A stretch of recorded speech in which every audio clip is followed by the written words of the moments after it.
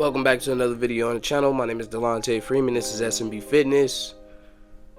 And in today's video, I want to talk about fornication, right? So ultimately, I want to talk about semen retention. If you got time, stick around, man. What I'm about to say may blow your mind. It may be something that you never heard of or never thought of, right? For all the believers and non-believers, when you hear the word fornication, what does it mean to you? Because what do you think that means? Some people like to think that it means sex with multiple people or sex outside of marriage, right? And fornication. But I'm here to tell you that that's not the case, bro. See, I'm here to tell you that sex is marriage, right? So how can you have sex outside of marriage if sex is marriage? It's impossible. See, the other day, I made a video, as I always do. This video is titled, "The One Thing That Helps You Get Better Fitness Game / Self-Improvement," right? And I may have said something about fornication is, sex with your partner without the bearing of a child. Meaning your wife, sex with your wife without the bearing of your child. And somebody in the comment, they wanted to argue. They said, correction, fornication is sex outside of marriage. But I truly believe that that's an ignorant statement. And this person has no knowledge, wisdom, or anything. They didn't actually read the Bible and book. They just know scriptures, right? So then he goes and says, God said in the Bible that sex is for baby making and or pleasure between husband or wife. And then he put Proverbs 5:18, 19, right? And all that Proverbs scripture was talking about, enjoy your woman's breast and allow her breast to be something that only pleases you, right? Just allow her to be the only thing that pleases you and not no other women, right? And that's what God was saying in that, right? But that doesn't argue the fact that sex is marriage. I continue on to tell him, hey buddy, I need you to use your wisdom. Sex is marriage. Fornication is sex without the conceiving of a child. What is the purpose of sex anyway? Reread Genesis and then respond to this message. Okay? And then we go on and have a scripture battle, which I don't like to do. I didn't quote any scriptures. He started, giving me all these scriptures and telling me, hey, read this and read this. And I've actually went back and read those scriptures and it still doesn't argue bro point. So I just asked him a bunch of questions to get his mind flowing and get his brain juices flowing because, as I always say, a question leads to an answer. So instead of me telling you the revelation, the answer, you may need to find it out for yourself. It's always better when something just clicks on your own. Like I could tell you, hey bro, don't touch that fire. But me just telling you don't touch the fire, it's not going to click for you on your own. It's just good knowledge and proper guidance, right? But if I allow you to touch the fire and I'd be like, see, I was going to tell you don't touch the fire, but because you touched it already, you know yourself not to touch the fire, right? So sometimes you got to redirect the question and make a person think. And I realized that. So what I said was there sex before sin? And if not, why? Does releasing your semen restore your testosterone or waste it? Does testosterone make you a man? Didn't God say that fornication destroyed you? Conceiving children continues your legacy. Why do you think Abraham and Sarah prayed and begged for a child? And they kept trying even though they couldn't have children. Sex is for having children, not for fun, buddy. That's like saying weed is that's like saying weed is for smoking, but doesn't it kill your lungs? Just because it is from God doesn't mean that it cannot be perverted.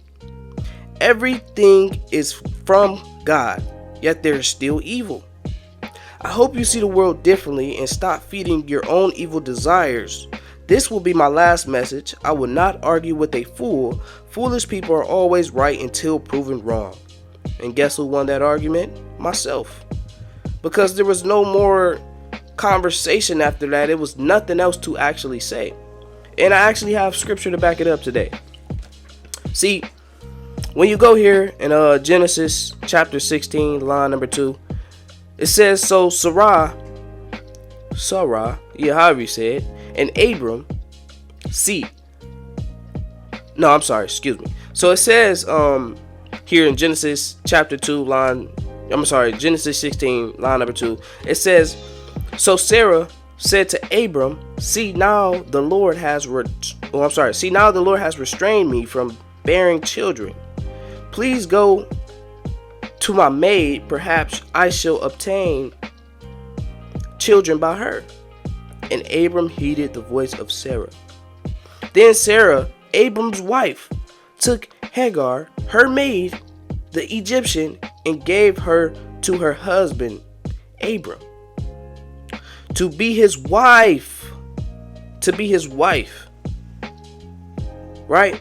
And I'm gonna reread that one more time more fluently, because brother was stuttering and whatever. Then Sarah took Abram's wife. Then Sarah, Abram's wife, took Hagar, her maid, the Egyptian, and gave her to her husband to be his wife. After Abram had dwelt 10 years in the land of Canaan. And why would she give you here? Marry my husband. As opposed to here, sex my husband. What's the difference between word choices there? See, sex is marriage, right? And that's why I believe that semen retention is very important, because when you fornicate and even when you have a designated woman that you choose to be with, that you think you're going to be with for life, that's not what God is saying. Fornication is sex over and over and over and over and over and over and over and over and over and over and over without the bearing of a child. Sex destroys you, bro. It really does. It destroys your spirit. It destroys your private. Bro, take it from me, bro. I've had a lot of intercourse in my life. Now I only got 5 bodies. I'm gonna be honest. I only have 5 different sexual partners, but each one of those partners I've done it a lot with, right? And I'm telling you firsthand that it definitely destroys you. You just feel weaker. You just feel less than. You don't feel as energized and happy. You feel depressed, right? It kills you. Fornication kills you, bro. Now, whether that be spiritual, physical, all of the above. It's all of the above. It kills you in every aspect of life you can ever think of, bro. You have brain fog, right? It kills you, bro. So semen retention is very important unless you are repopulating or recreating. Now, if you have a super desire, super urge, then you best believe you better be busting in your wife. Excuse my language, but this is how I know how to speak. If you have a super strong urge and you have a woman laying next to you, you tell her, hey, it's time. It's time to get it on. If there better be a kid coming out of that situation, or else it was in vain. It was pointless. It was meaningless. You feel me? It didn't mean nothing. It just destroyed you. You just aborted your unborn child. You just wasted your own testosterone. You just wasted a piece of your life for what? Not to continue your legacy? See, thinking of Adam and Eve, bro. Adam and Eve repopulated this whole earth. You feel me? Now, if you think about it, some people be like, how? When there's Asians, there's Chinese people, there's Japanese people, there's Africans, there's black and white people, there's this. Well, I'm about to explain it right here. See, in Genesis, it tells you the whole beginning of the story, right? The whole beginning of the book. So it starts with 2 men, or a man and woman, right? It starts with 2 humans. And then from there, it tells you how, the language barriers got put up, right? See, we were trying to build a skyscraper to the heavens, right? Just to make a name for ourselves, I guess. And we got split up. God split the people up, that's why the city is called Babel, And I can give you the scripture so you can read on it yourself, because I just paraphrased. And I do believe it's Genesis chapter. Give me a second, y'all.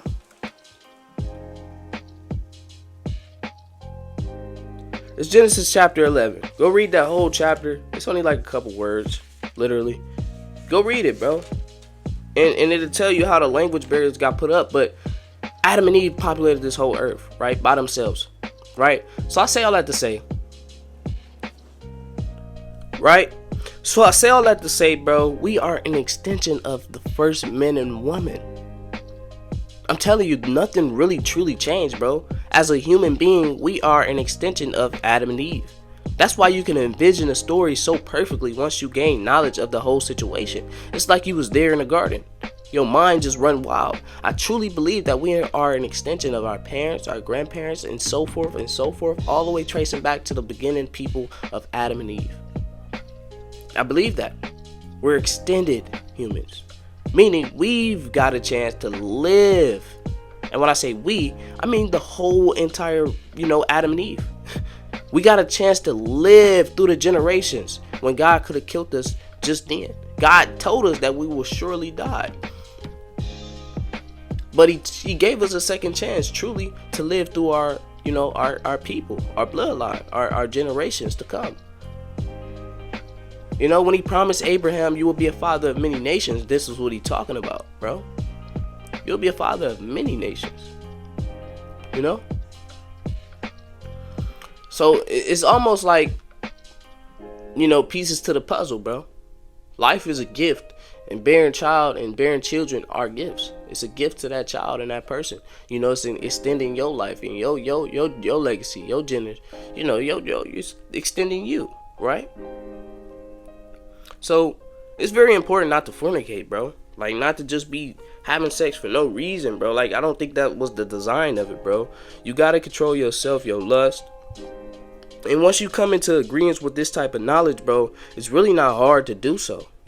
As a man, it's literally not hard. Me personally, how do I stay away from, just busting and just wasting myself?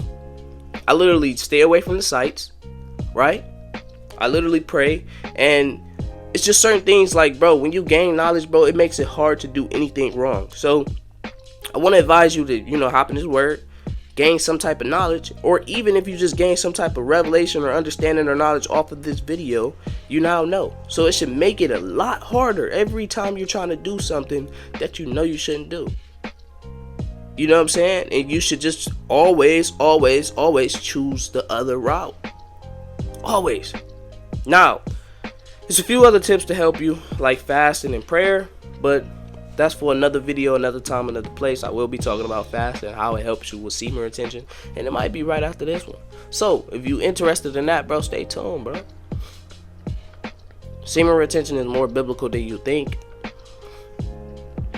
and it's actually a beautiful topic, because it keeps you alive, man. Who don't want to live? I don't know who you are, right? You want to destroy yourself? Okay, cool, that's you. But at heart, we all want to destroy ourselves because we all want to be better than God and listen to our own selves. So I guess we all want to destroy ourselves, but you get the gist of it, bro. Come on, man. Choose this righteous path.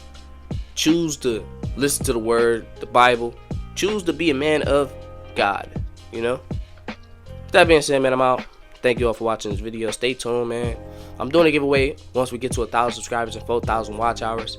So it's not just the subscriber part, but we got to get the watch hours up on the channel. We had like 600 something watch hours.